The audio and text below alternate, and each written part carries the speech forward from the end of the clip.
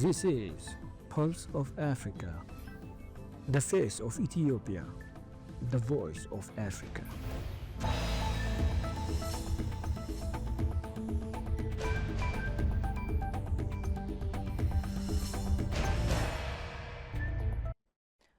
Hello and welcome to Pulse of Africa News. I'm Samia Mohammed with the latest. First, our top stories for today.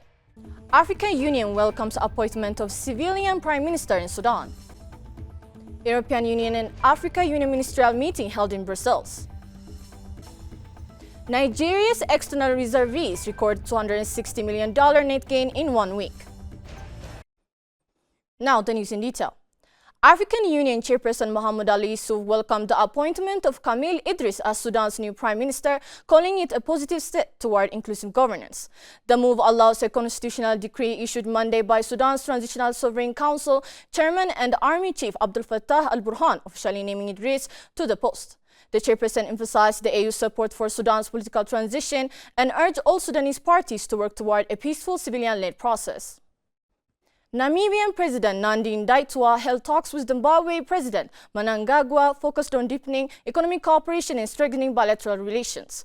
The discussion centered on enhancing collaboration in the mineral sector with an emphasis on value addition and benefication as key drivers of economic growth and job creation. Both leaders also reaffirmed their commitment to advancing bilateral and regional cooperation within the Southern African Development Community framework. Foreign Affairs ministers from the European Union and the African Union met for the third time to review progress since the 6th EU and AU summit in February 2022. The ministers exchanged views on the EU-AU partnership and ways to strengthen cooperation during this landmark year, which marks the 25th anniversary of their enduring and unique partnership. Additionally, the ministers discussed peace, security, governance, multilateralism, prosperity, people, migration and mobility, among other issues.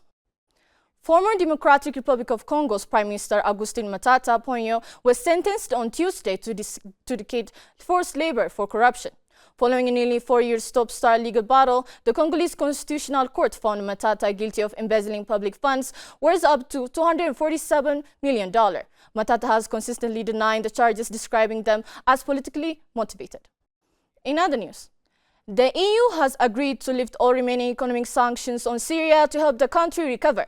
EU diplomat Kaja Kallas announced the decision after a meeting in Brussels, aiming to support Syria's reconstruction and promote peace. This follows the US move last week to lift its sanctions. Syrian officials welcomed the decision, calling it a historic opportunity for rebuilding. World Health Organization member state adopted the first ever pandemic agreement, marking a significant step in global public health cooperation. The accord aims to ensure equitable access to vaccines, treatments, and diagnostics during health emergencies while enhancing international coordination. WHO Director General Tedros Ghebreyesus called it a victory for public health and emphasized its role in preventing future pandemics. The agreement, adopted by consensus, also respects national sovereignty, clarifying that the WHO cannot impose domestic policies like lockdowns. The story of resurgent Ethiopia and burgeoning Africa is here, only on the Pulse of Africa channel, all the time. Pulse of Africa, the face of Ethiopia, the voice of Africa.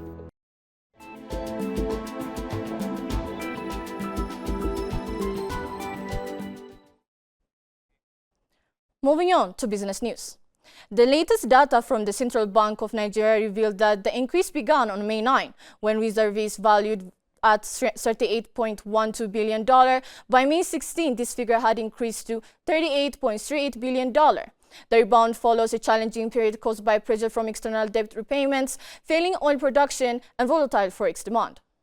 Finally, top finance officials from G7 countries are gathering in Banff, Alberta for a 3-day summit to discuss the global economy, the war in Ukraine, and artificial intelligence. The meeting comes amid rising global instability, with US President Trump's tariff policies influencing trade relations.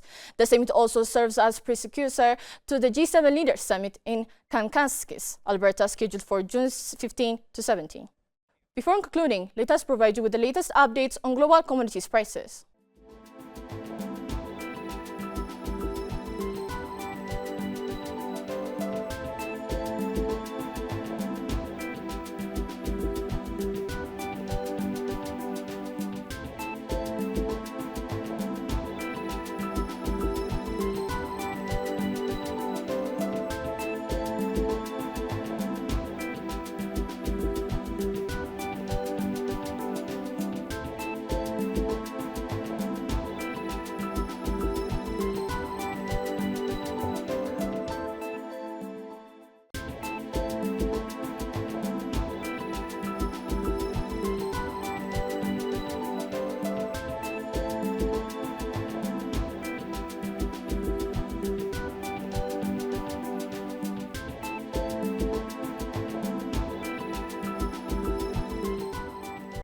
Now to weather updates.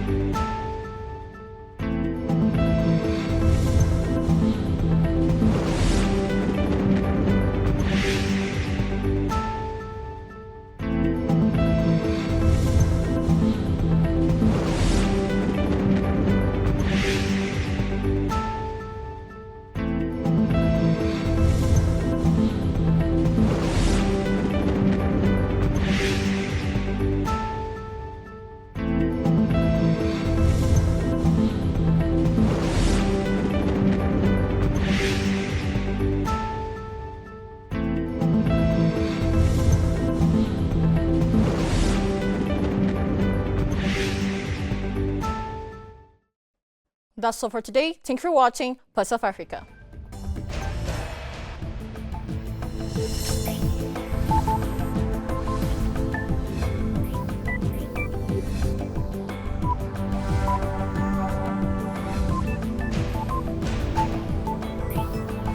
This is Pulse of Africa, the face of Ethiopia, the voice of Africa.